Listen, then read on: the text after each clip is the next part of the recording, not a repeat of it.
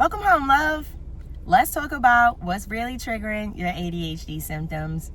ADHD can take a serious toll on your self-confidence.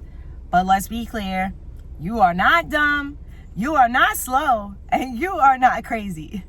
Most of the time, what's making your symptoms worse is not just your brain. It's the world that we live in. So today, let's talk about some of the things that aggravate ADHD and how to start healing. Daily stress is one of the biggest ADHD aggravators. Whether it's work, relationships, or trying to remember all of the things, stress hits your prefrontal cortex, the same part of the brain that's affected by ADHD.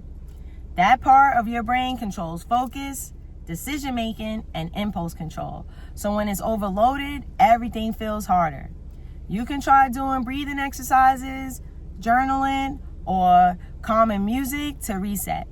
Even a 5-minute walk helps quiet the chaos. Even longer if you're able to. And even better if you could get to like a walking path or a beach ball walk or something along those lines. But you can start healing your symptoms by healing your life. ADHD isn't just a mental issue. It's also connected to your nervous system. So when your life feels calmer, your brain does too. Healing isn't just one thing. It's a whole lifestyle.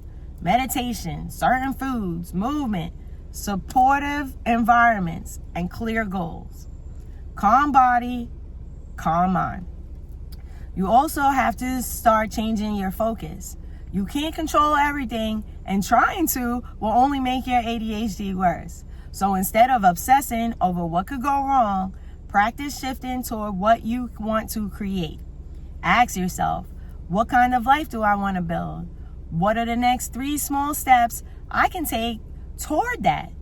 Do I need to take a class, build a product, write the plan, or find funding? I don't know. Dream big. Forget the what ifs. If your gut says go for it, trust that inner wisdom. Another thing that aggravates ADHD is chaos.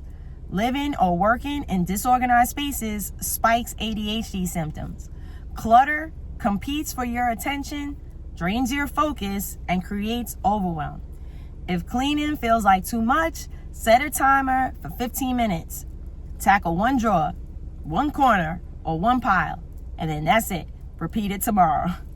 Also, if you've got too much stuff, try letting go of items you no longer use. Donate something you haven't touched in a year. You can also try setting a rule. 1 in, 1 out. If you buy something, remove something else.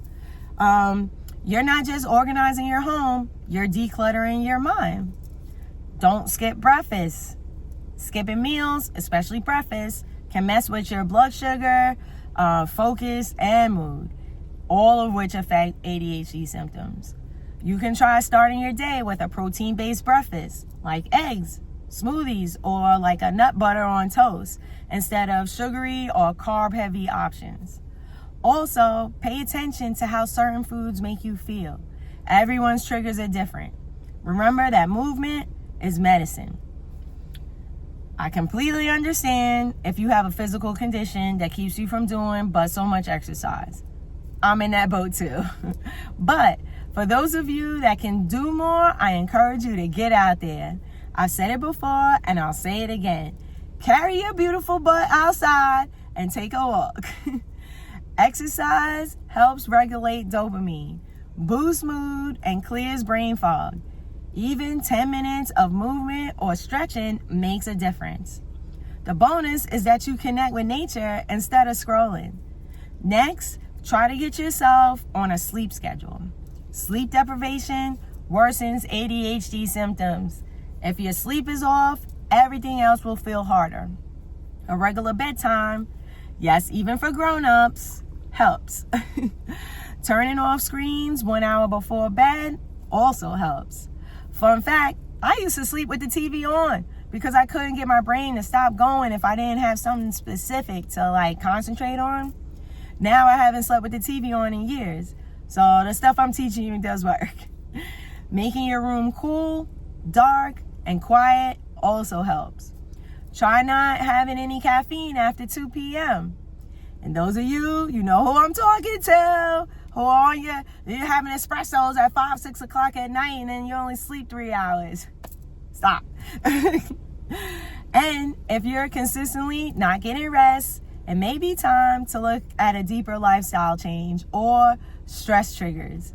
If your home or your work life is loud, unpredictable, and high stress, that will keep your nervous system in fight or flight mode. And that means worse ADHD symptoms too. Things like a toxic work environment where expectations constantly shift, or like loud, messy living spaces where you can't think straight, being surrounded by drama and or like emotional unpredictability. Try to create zones of calm. Even one organized corner or a 5-minute peace ritual can help anchor your mind. ADHD often overlaps with things like anxiety and depression. All three feed off of one another. That's why I'm creating videos on those things too, because when you heal one, you help the others. Another thing is that your phone is designed to manipulate your focus and mood. It tracks your behavior, including where your eyes focus, your heart rate, and even micro movements. Algorithms use this to keep you glued to content. Dopamine loops, like scrolling for that one interesting post, mirror slot machines. Sometimes you get a hit, sometimes you don't. That randomness is what keeps you hooked. Your hippocampus, which is responsible for your memory and focus, needs dedicated attention time. But every time you interrupt a task to check your phone, you're retraining your brain to be distracted. I know that most people aren't in a position to be able to do what I do, but I actually keep my phone on no sounds, no vibrate, nothing for years now, so that I wouldn't be subjected to the constant notifications breaking my concentration. I miss most phone calls, but I retain my peace. Most people check their phones around 96 times a day or 10 minutes, every 10 minutes. That's not an accident. It's by design. So no, it's not just you being lazy. You're being psychologically gamed. TV, social media, school, all of it shaped how you think.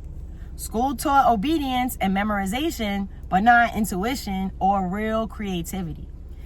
Things like TV shifts your brain into an alpha wave state, the same that's used in hypnosis, where you're more suggestible and less critical. The flashing lights, rapid edits, and emotional triggers train your brain to crave stimulation and accept their version of reality. When you're constantly distracted, it weakens your memory, your creativity, and your self-trust.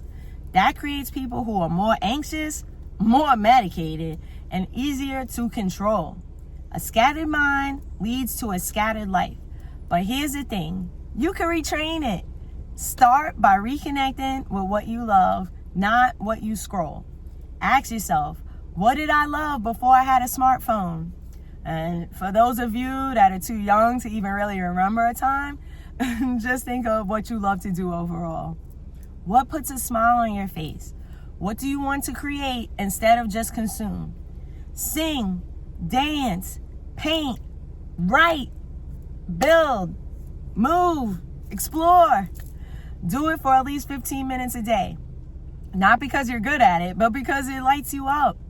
Journaling connects you with your inner voice, not the outside noise. Meditation helps slow your mind and rebuild clarity.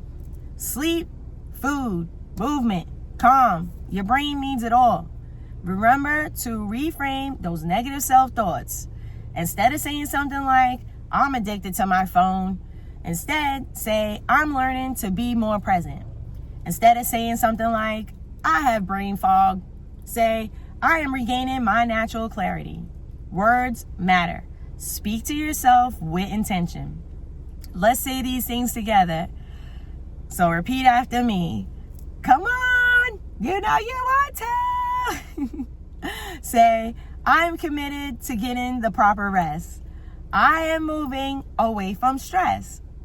I am organized. I am becoming more focused every day. I am reclaiming reclaiming control over my mind. I trust myself to heal and grow, and I am patient with my progress. Even if you don't feel it yet, affirmations send the signal to your brain that you're doing a new thing. And the more you say them, the more your mind gets on board with that. You are not powerless. You are not broken. You are healing. You are growing, and I'm cheering you on every step of the way. Anyway, if this video made you smile today, please pay it forward by making someone else smile too. I believe in you, I love you, and I'm honored to walk this journey with you. Stay blessed.